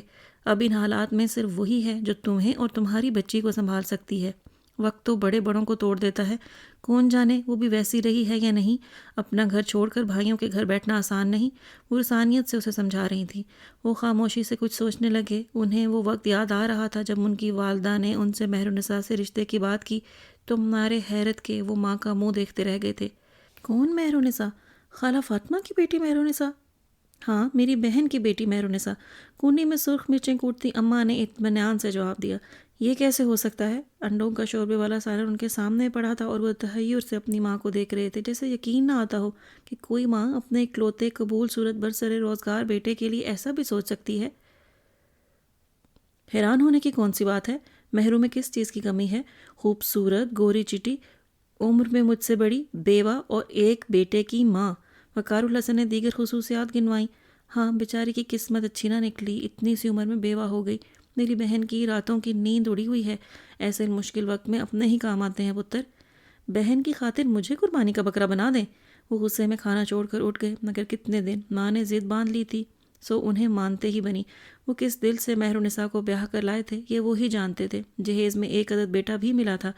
خدیجہ بھی نہ جانے کیا کچھ کہہ رہی تھی، وہ اپنے خیالوں سے چونکے۔ تو آپ سچ مچ ہمیں چھوڑ کر جا رہی ہیں؟ ہاں، انہوں نے ایک طویل سانس کھینچی۔ مجھے اپنے بچے اب بہت یاد آتے ہیں۔ میری بہو اتنی بھی بری نہ تھی، ہر روز رات کو سر دبانے آتی تھی، بس میں نے ہی قدر نہ جانی۔ سفید بالوں کے ساتھ کیسی نادانی کی کہ غیروں کے در پر آ پڑی۔ اب آخری وقت اپنے بچوں میں گزاروں گی۔ بیٹے کی بات دل کو لگی تھی، سچ ہی تو کہا تھا اس نے۔ جتنی جان غیروں کے لیے ماری تھی، اپنوں کے لیے کرتی تو وہاں راج کر رہی ہوتی۔ اسی لیے چاہتی ہوں تم اسے لے آؤ، ایمن کو ماں کی ضرورت ہے۔ لڑکیاں بڑی حساس ہوتی ہیں۔ وہ کچھ سوچنے لگی تھی اور وہ اٹھ کر ایمن کے کمرے کی طرف بڑھے۔ وہ غنودگی میں بڑبڑا رہی تھی۔ وہ قریب آ کر اس پر جھک گئے۔ ممی، میں نے آپ کے پاس آنا ہے۔ وہ سیدھے ہو کر تعصب سے بیٹی کو دیکھنے لگے۔ ان کی تمام تر توجہ و محبت ایمن کی زندگی سے ماں کی کمی دور نہیں کر سکی تھی۔ لیکن خدیجہ بھی اپنے عقب میں آہٹ محسوس کر کے وہ مڑے۔ کیا وہ عورت میری بیٹی کو ماں کا پیار دے سکے گی؟ خدیجہ بھی نے ان کی بات کا کوئی جواب نہیں دیا تھا۔ اماں جی، مومل اور برجیز کہاں ہیں؟ مہر النساء دھلے ہوئے کپڑے اوپر پھیلا کر آئی تو دونوں کو پھر غائب دیکھ کر جھنجھلا گئی۔ ابھی کچھ دیر قبل اس نے دونوں کو پڑھنے کے لیے بٹھایا تھا، مگر اب صحن میں چارپائی پر ان کی کتابیں اور کاپیاں بکھری تھیں اور وہ دونوں غائب۔ دھوپ نے اپنے بال سکھاتی اماں جی نے مڑ کر اسے دیکھا۔ کہاں ہوں گی؟ آمنہ کے کمرے میں ٹی وی دیکھ رہی ہوں گی۔ ہمہ وقت وہیں گھسی رہتی ہیں، حتیٰ کہ دوپہر میں بھی کمرہ خالی نہیں کرتی۔ آمنہ بیچاری نے کبھی کچھ نہیں کہا اور بیٹی کے چہرے کے بگڑتے زاویے دیکھ کر وہ خاموش ہو گئیں۔ وہ تو چاہتی تھی مہرو کے دل میں بھابھیوں کے خلاف جو بلا وجہ کی نفرت پیدا ہو گئی ہے وہ ختم کر دیں، لیکن ان کی تعریف مہرو کو مزید ان سے متنفر کر دیتی تھی۔ ابھی بھی وہ بنا کچھ کہے آمنہ کے کمرے کی طرف بڑھی، دھاڑ سے دروازہ کھولا۔ مومو اور جو میچ دیکھنے اور مونگ پھلی کھانے میں مگن تھی، چھلکے سلیقے سے دوسری پلیٹ میں رکھنے کی بجائے ارد گرد بکھرا رہی تھی۔ مہرو نے مونگ پھلی والی پلیٹ کو ٹھوکر سے اڑایا تھا، پلیٹ جا کر دیوار میں لگی، مونگ پھلیاں قالین پہ بکھر گئیں۔ اس سے قبل کہ مومو اور جو ماں کے تیور پہچان کر غائب ہوتی، مہر النساء نے دونوں کو بازوں سے پکڑ کر گھسیٹا اور صحن میں لا کر دھنائی شروع کر دی۔ بچیوں کی چیخوں پکار میں اماں کی دہائی بھی شامل ہو گئی۔ خدا کے واسطے مہرو، کچھ رحم کر، ایسے بے دردی سے مارتے ہیں، پاگل ہے، کسی نازک جگہ پر لگ جائے گی۔ لو، نیا تماشا۔ آٹا گوندتی آمنہ نے کچن سے باہر جھانکا۔ نیا کہاں، پرانا ہے۔ ہنا سالن میں چمچ گھما رہی تھی، دیکھنے کی زحمت بھی نہ کی۔ جاؤ، جا کر چھڑا تو دو، میرے ہاتھ آٹے میں سنے ہیں۔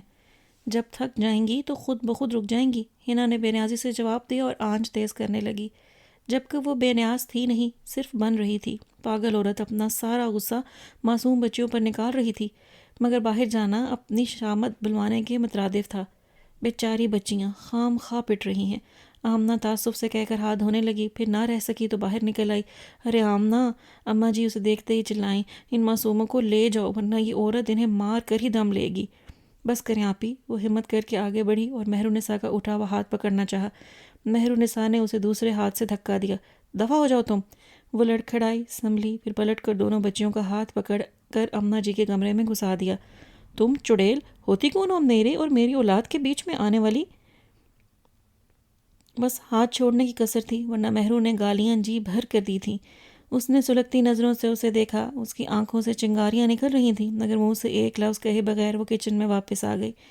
آگ لگے تمہیں اور تمہارے اس فساد کی جڑ ٹی وی کو، ٹکڑے ٹکڑے نہ کیا تو میرا نام بھی مہر النساء نہیں۔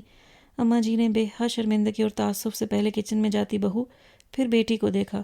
ان کی آنکھیں لبالب پانیوں سے بھری ہوئی تھیں۔ کروا آئیں پذیرائی؟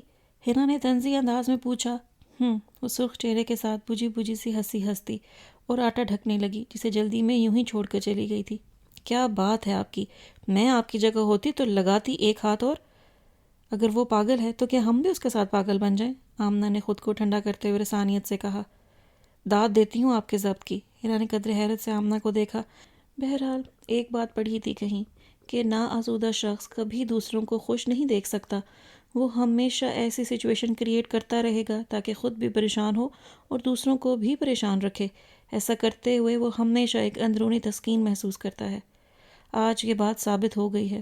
چھوڑو ہنا، اللہ مہرو جیسے حالات کسی کو نہ دکھائے۔ پہلا شوہر فوت ہو گیا، دوسرے نے دوسری شادی رچا لی، پلٹ کر خبر ہی نہ لی۔ وہ بے بس ہے، آمنہ نے سمجھانا چاہا۔ وہ کیا بے بس ہوں گی، دوسروں کو بے بس کرنے کا ہنر خوب جانتی ہیں۔ انہیں پتہ تھا کہ شوہر پہلے ہی انہیں قبول نہیں کرتا، پھر لڑ جھگڑ کر یہاں آنے کی ضرورت کیا تھی؟ وہیں گزارا کیا ہوتا تو آج ہم بھی سکھی ہوتے اور ان کا بھی گھر بسا ہوتا۔ 4 دن کے لیے آتی تو ہم بھی قدر کرتے۔ سوتن برداشت کرنا آسان ہے؟ آمنہ نے فریج سے سلاد کے لیے سبزیاں نکالتے ہوئے پوچھا۔ اولاد کے لیے انسان بہت کچھ برداشت کر لیتا ہے۔ ہنا کے لہجے میں کوئی لچک نہ تھی۔ کہنا آسان ہے اور کرنا، ذرا خود کو ان کی جگہ رکھ کر سوچو۔ خوش تو مہرو سے آمنہ بھی نہ تھی کہ مہرو نساء نے کسی کو خوش رکھنے کی کوشش کی بھی نہ تھی، مگر وہ ہنا کی طرح اتنی سنگ دلی سے نہیں سوچ سکتی تھی، بلکہ کبھی کبھی اسے مہرو نساء پر بہت ترس آتا تھا۔ شوہر ہی ساتھ دینے والا ہوتا تو آج وہ یوں اجڑی نہ بیٹھی ہوتی۔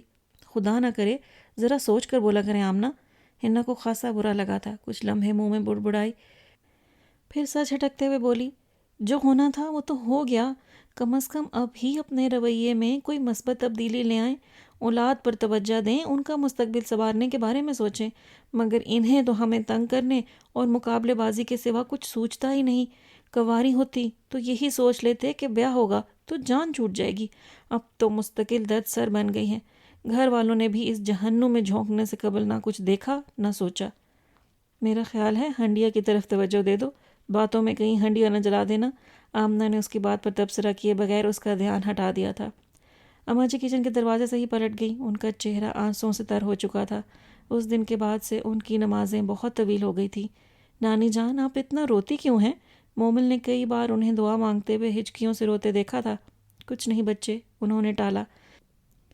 کیا بتاتی کہ 2 دفعہ بس کر اجڑ جانے والی بیٹی کے برے نصیبوں کو روتی ہیں۔ میں جانتا ہوں۔ بابا نے کتاب سے نظریں ہٹا کر انہیں دیکھا۔ انہیں اس چھوٹے سے بے حد حساس لڑکے پر بے حد پیار آیا۔ تم کیا جانتے ہو؟ انہوں نے سوال کیا۔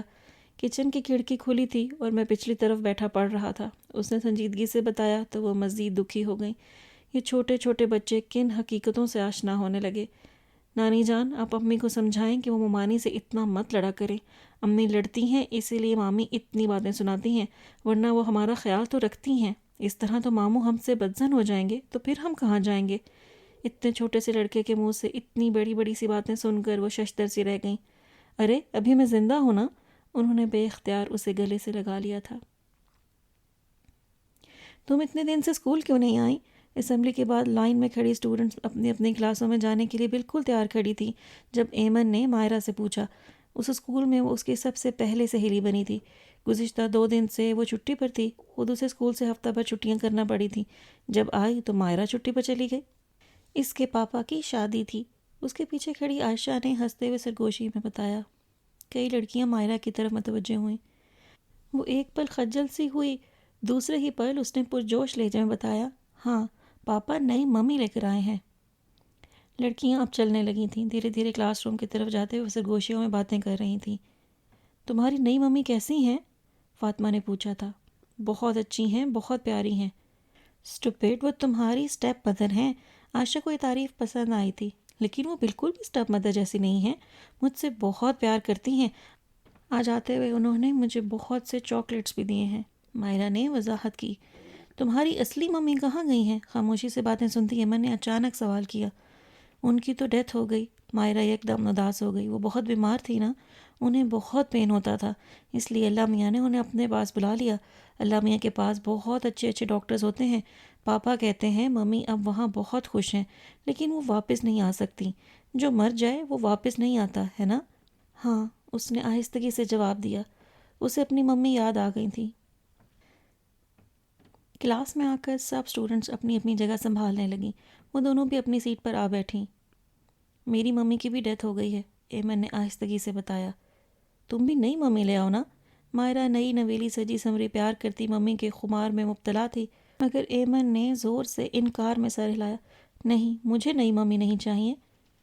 تمہاری ممی واپس نہیں آ سکتی، اور ساری اسٹیپ مدر بری نہیں ہوتی، کچھ بہت پیار کرتی ہیں۔ ٹیچر کلاس میں داخل ہوئیں تو سب بچیاں ٹینشن ہو گئیں، مگر مائرہ سرگوشی کرنے سے باز نہ آئی۔ آج سب میری ممی سے ملنے جا رہی ہیں، تم بھی چلو گی؟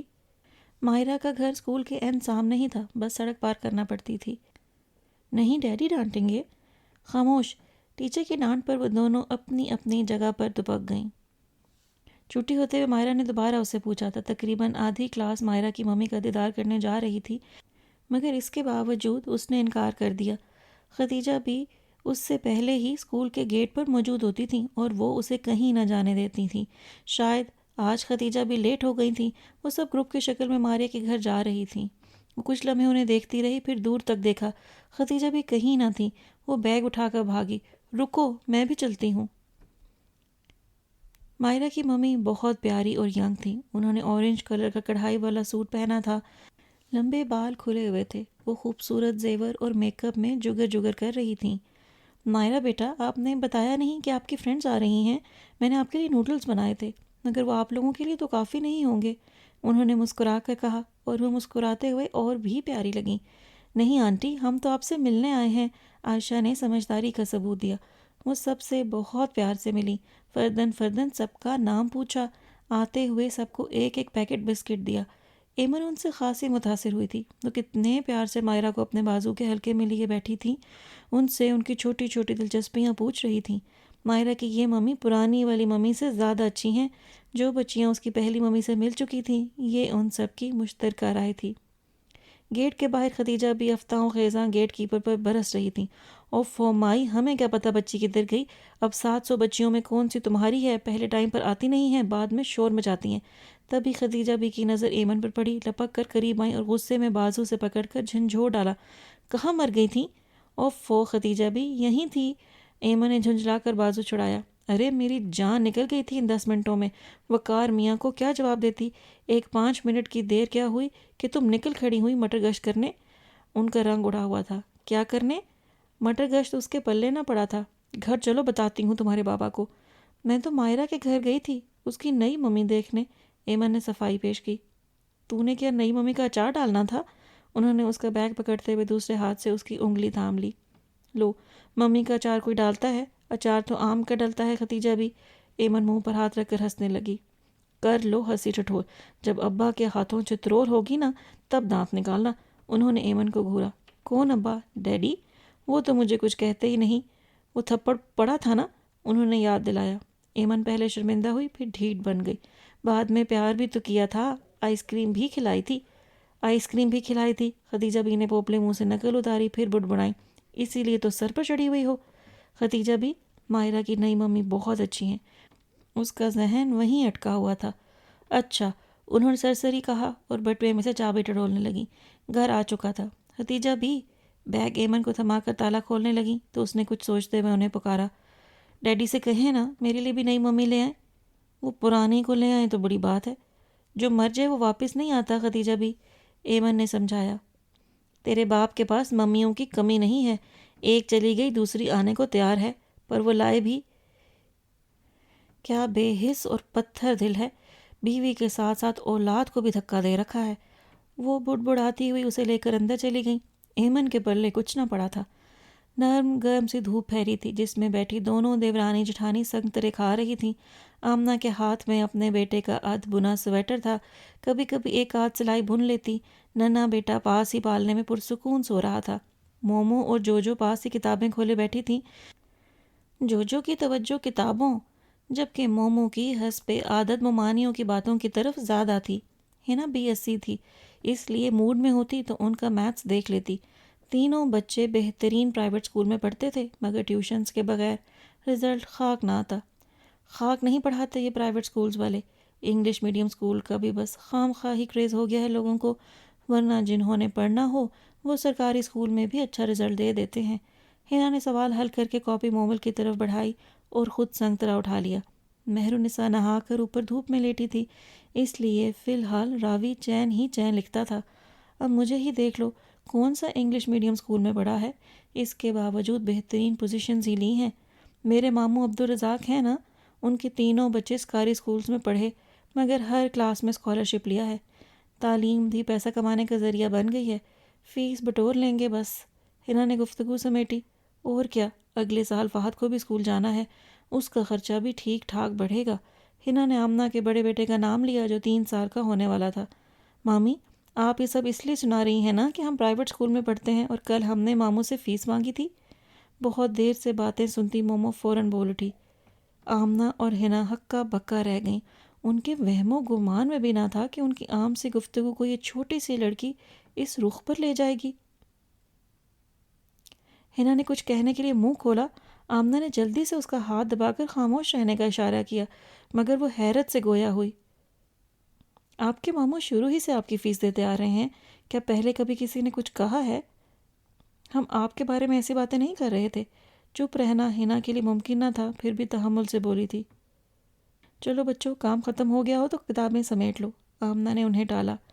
ٹھیک کہتے ہیں، بیٹیاں ماں کا عکس ہوتی ہیں۔ ان کے جانے کے بعد حنا نے جل بھون کر کہا، یہ تو بنی بنائی مہر النساء ہے، وہی لگائی بجھائی بات کو پلٹنے ادھیڑنے اور فساد بپا کرنے والی عادت۔ ابھی سے یہ حال ہے تو ذرا بڑی ہو کر نہ جانے کیا طوفان اٹھائے گی۔ وہ جلتی کڑتی اپنے کمرے میں جا گھسی۔ یہ تو پاگل ہے بالکل، پتہ بھی ہے ان کی عادت کا، پھر بھی اپنی جان جلاتی ہے۔ مجھے نہیں دیکھتی کتنے سال ہو گئے اس کا پاگل پن برداشت کرتے۔ آمنہ سویٹر بنتے ہوئے خود سے الجھ رہی تھی، پھر سر اٹھا کر رخصت ہوتی دھوپ کو دیکھا۔ شام ڈھلنے کو تھی، یہ مردوں کے گھر لوٹنے کا وقت تھا۔ وہ چیزیں سمیٹنے لگی۔ آج تو منا بھی زیادہ ہی سو لیا ہے۔ اس نے سوئے ہوئے بیٹے کو پیار کیا اور اٹھا کر کمرے میں لٹا آئی، پھر خود کچن میں جا کر رات کے لیے سبزی بنانے لگی۔ مہر النساء اوپر سے اتری اور اماں جی کے کمرے میں چلی گئی۔ عتیق اور سبحان بھی گھر واپس آ چکے تھے۔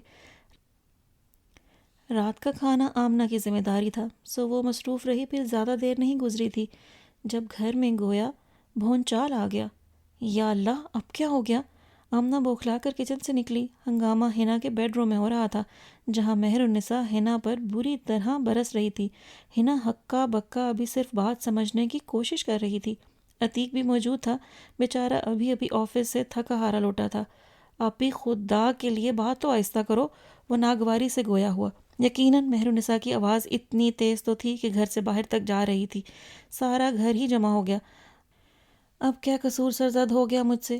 حنا کو اس چیخ و پکار کا مطلب سمجھ میں نہ آیا۔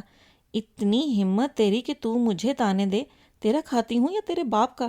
ارے آج میرے بچوں کو تانا دیتی ہے کہ ہم ان کا دیا کھاتے ہیں۔ میرے ماں جائے ہیں، ساری عمر میرے باپ نے انہی پر لٹایا۔ اس جائیداد اور گھر میں میرا بھی حصہ ہے۔ تو میسنی گھنی؟ میں نے ایسی کوئی بات نہیں کی۔ حیران پریشان حنا نے سب کی طرف دیکھا۔ آمنہ ایک طویل سانس لے کر مومل کو دیکھنے لگی جو سب کے پیچھے کھڑی تھی۔ نہ جانے اس نے بات کو بگاڑا تھا یا اس کی ماں نے، مگر اچھا خاصا تماشا ہو گیا تھا۔ تو کب مانے گی؟ میرے بچے کھٹکتے ہیں اس کی نظروں میں۔ زہر دے دو یا گھر سے نکال دو، ایک بار جان چھوٹ جائے، پر میں ابھی زندہ ہوں، کوئی دے کر تو دیکھے میرے بچوں کو تانے۔ کہتی ہے پڑھنا ہے تو سرکاری اسکول میں پڑھو، ہم سے نہیں اٹھائی جاتی اتنی فیسیں، ورنہ جا کر باپ سے کہو کہ خرچہ اٹھائے۔ ہے نا؟ عتیق نے بے حد حیرت سے بیوی کو دیکھا۔ میں نے ایسا کچھ نہیں کہا اماں جی، یقین کریں یہ جھوٹ بول رہی ہیں۔ اتنے سارے لوگوں کے سامنے جھوٹے الزام پر وہ ہنسی ہو گئی۔ ہاں میں جھوٹی، میرے بچے جھوٹے، سچی تو بس ایک تو ہی ہے۔ یا اللہ، یہ دن بھی دیکھنے تھے، یہ کل کی چھوکری اس گھر کی مالکن بن کر آ گئی۔ ختم کرو مہرو، بات کو بڑھایا نہیں کرتے۔ بڑے بھائی نے معاملہ رفع دفع کرنا چاہا۔ آپ آمنہ سے پوچھ لیں، ہم جنرل بات کر رہے تھے، آپ ہی اور ان کے بچوں کا ذکر بھی نہیں کیا۔ سامنے آؤ مومو، کیا میں نے یہ سب کچھ کہا تھا تم سے؟ حنا نے کھینچ کر مومو کو سامنے کیا۔ وہ کچھ نہیں بولی، اپنا بازو چڑھانے لگی اور مہر النساء سینہ کوٹ کوٹ کر تانے دیتی رہی۔ ختم کرو مہرو، تماشا مت بناؤ۔ اماں جی نے آگے بڑھ کر ڈپٹا۔ تماشا میں نہیں، آپ کی یہ لاڈلی بنا رہی ہے۔ بہت کچھ کرتی رہی یہ گھنی۔ میں چپ رہی، اب نہیں رہوں گی۔ نہ جانے کس بھوکے ننگے خاندان سے اٹھا کر لے آئی تھی جو میرے اور میرے بچوں کے نوالے گنتی ہے۔ میرے خاندان تک مت پہنچے۔ حنا کا چہرہ سرخ ہو گیا۔ حنا، عتیق نے اس کا بازو تھاما۔ तुम आप ही से सॉरी कर लो। अतीक सुलह जो तबीयत का मालिक था जानता था हिना ने ऐसा कुछ नहीं कहा होगा, मगर वो सिर्फ हंगामा ख़त्म करना चाहता था। क्यों, किस लिए? हिना हत्थे से उकड़ गई। मैं जितना चुप हूँ ये उतना ही सर पर चढ़ रही हैं, मैं जितना लिहाज कर रही हूँ ये उतनी ही बदलिहाज होती हैं। जो इनका दिल चाहता है कह जाती हैं और कोई इन्हें रोकने वाला ही नहीं। उसने एक सुलगती निगाह कमरे में मौजूद हर शख्स पर डाली। सुबहान चिढ़कर कमरे से बाहर निकल गए। तू रोक ले मुझे, अरे पहले घरवाली तो बनकर दिखा। औलाद ना होने के ताने तो उसने हिना को शादी के 5 महीने बाद ही देना शुरू कर दिए थे, मगर अब के ये ताना हिना के दिल पर लगा था। बात बढ़ी तो बढ़ती चली गई। ना वो चुप हुई ना मेहरुन्निसा। असल किस्सा दरमियान में ही रह गया। अम्मा भी बमुश्किल मेहरुन्निसा को कमरे से बाहर ले जाने में कामयाब हुई। आमना खिसक गई। उसकी गवाही की किसी को ज़रूरत भी न थी। हिना बैठी रोती रही। अतीक सर थामने हिना को दिल की भड़ास निकालते सुनता रहा। फिर उसने उठकर अपने कपड़े बैग में भरना शुरू कर दिए। हिना, क्या बेवकूफ़ी है ये। बहुत हो चुका अतीक, मेरी बर्दाश्त जवाब दे चुकी है। मैं नहीं रह सकती इस जहन्नुम में। ये औरत न खुद बसी न किसी और को बसने देगी। अतीक की सारी कोशिशें बेकार गईं। उस ढलती शाम में हिना वो घर छोड़ गई। तुमने अम्मी से झूठ क्यों बोला? मामी ने हमें तो कुछ नहीं कहा था, जोजो ने मोमो से पूछा था। तुम्हें नहीं पता, वो हमें ही सुना रही थी, मोमो ने मदब्बिराना अंदाज में कहा। वो वाकई मेहरुन्निसा का अक्स थी।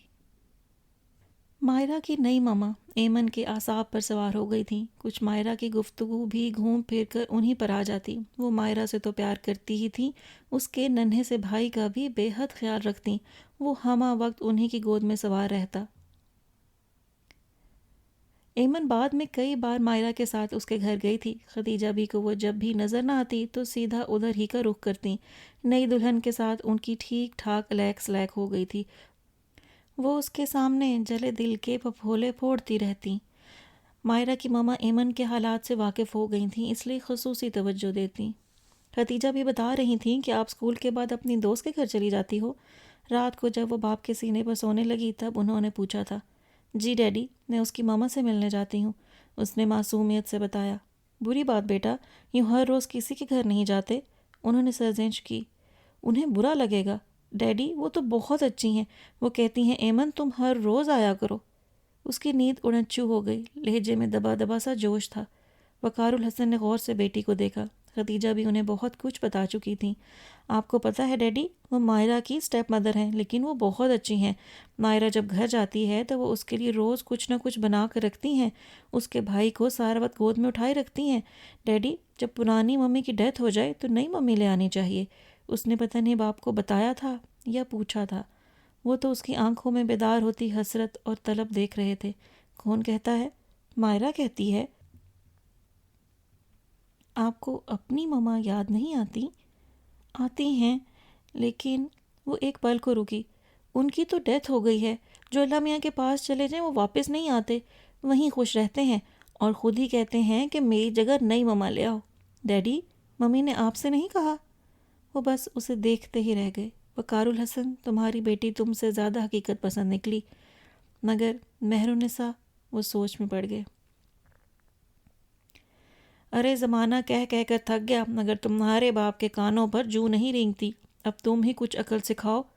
खतीजा भी एमन के लिए दूध लेकर आई थी। खतीजा भी। वकार ने संजीदगी से उन्हें देखा। बच्ची का जहन आप तैयार कर रही हैं? तैयार क्यों, कह दो कि ख़राब कर रही हूँ। मगर बेटा, तुम्हारी बच्ची खुद ही बड़ी सियानी है, मुझे कुछ कहने की ज़रूरत नहीं पड़ी। ये हमारे तुम्हारे ज़माने के बच्चे नहीं हैं, सब कुछ समझते हैं। उन्होंने दूध का गिलास एमन को थमाया। वो घूंट घूंट पीते हुए उनकी बातें सुन रही थी। मगर खतीजा भी। वो मेहरुन्निसा, वो मेरी बेटी को माँ का प्यार दे सकेगी? वो किसी सोच में डूब कर उभरे। माँ का प्यार दे न दे, इसका ख्याल तो रखेगी। ख्याल रखने को आप जो हैं ना, मैंने समझो सामान बांध लिया, उन्होंने साफ कह दिया। दिल करता है बच्चों के पास चली जाऊँ, पता नहीं ज़िद में इतने साल कैसे गुजार दिए, अब तो एक दिन नहीं गुजरता। बस तुम्हें देखती हूँ, कोई फ़ैसला करो तो मैं भी निकलूँ। आप जानती हैं, मैंने उसे कभी दिल से कबूल नहीं किया। वो मतज़ब्ज़ब से थे। दिल से कबूल भले न करते, कम अज़ कम हकूक़ तो पूरे करते। ये तो कोई जवाज़ ना हुआ कि उम्र में बड़ी थी।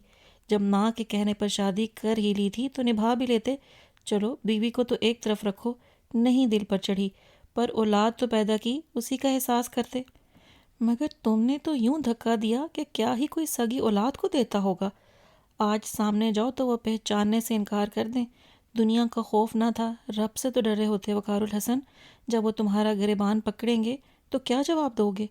وقار الحسن کا رنگ متغیر ہو گیا۔ سچ کہتی ہوں، تمہارے گھر کی بربادی میں ان معصوموں کی آہ شامل ہے، مجھے تو یہی لگتا ہے۔ وہ بھی تو اسی طرح تمہاری بیٹیاں ہیں جس طرح ایمن۔ انہوں نے خالی گلاس ایمن کے ہاتھ سے لیا اور کچن کی طرف بڑھ گئیں۔ وقار الحسن گم سم سے بیٹھے تھے۔ ان کی نظروں کے سامنے مومل کا چہرہ تھا، اور وہ جسے انہوں نے دیکھا بھی نہ تھا۔ جب مہرالنساء ان کے گھر سے نکلی تو امید سے تھی، پھر کسی نے بتایا کہ بیٹی ہوئی ہے۔ انہی دنوں سارا نے بھی خوشخبری سنائی تو وہ اس کی ناز برداریوں میں مصروف ہو گئے۔ سارا کو ناز اٹھوانے آتے تھے اور سامنے والے کو اس طرح محبت اور خدمت کے جال میں جگڑتی تھی کہ وہ اس جال سے نکلنے کے بارے میں سوچ بھی نہ سکتا تھا۔ وہ بیٹی کو دیکھنے بھی نہ گئے۔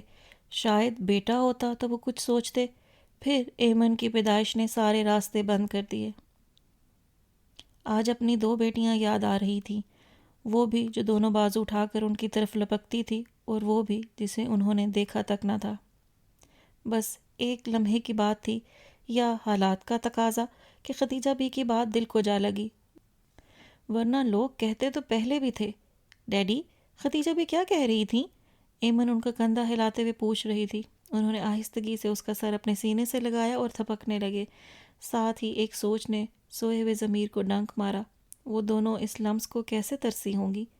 ڈیڈی، آپ کی اور بیٹیاں بھی ہیں؟ سو جاؤ ایمن، انہوں نے تھکے تھکے لہجے میں کہا۔ وہ اس رات سو نہ سکے تھے۔ جی، تو اس کے ساتھ ہی ہم اس کیس کا اختتام کرتے ہیں۔ اب دیکھتے ہیں وقار الحسن مہرالنساء کو لے کر آتے ہیں، یعنی یہ ناول بہت طویل ہے اور اس میں بہت سارے کردار ہیں، لیکن آگے جب سٹوری چلتی ہے تو ہر کردار کی اپنی کہانی ہے۔ شاید اسی وجہ سے یہ ناول اتنا طول بھی اختیار کر گیا، لیکن رائٹر نے بہت خوبصورت لکھا ہے، مطلب آپ بور نہیں ہوں گے۔